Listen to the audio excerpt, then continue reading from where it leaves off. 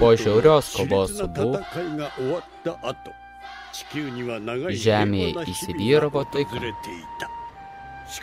Tačiau, prabėgus 2 metams, įvyko niekam nežinomas karas.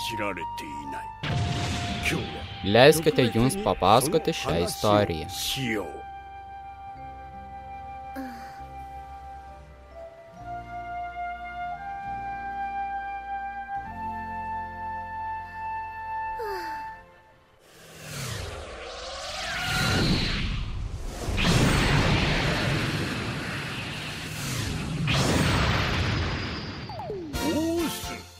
Son Gokas ir draugai grįžta.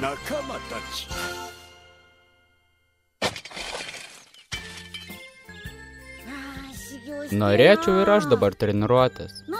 Čia, jei mes gavome pinigų iš pono Šėtono, tai kurių galų aš turiu dirbti?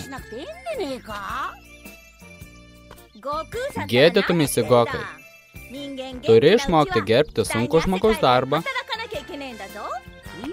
Taip, tačiau tuo metu dingsta mano įgūdžiai. Ateik čionai. Baig zysti ir pasodink šią ridiko sėklą.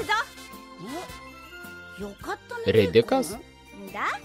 Jei jis užaugs, tai bus puikus derlius. O dabar ir visą lauką. Klausau.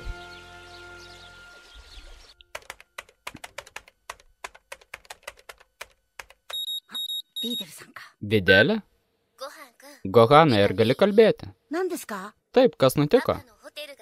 Mano tėčio viešbutis jau baigtas galiausiai po 2 metų. Taip, todėl jis nori pakviesti jį atidarymo šventę visus tos, kurie kovojo su siaubūnu Bu. Pasaulis klaidingai mano, kad mano tėtis nukovė Bu. Nors iš tikrųjų tai buvo Gokas su savo draugais ir tavimi. Mano tėtis dabar taip savimi didžiuojasi. Ką? Manęs tai nedomina?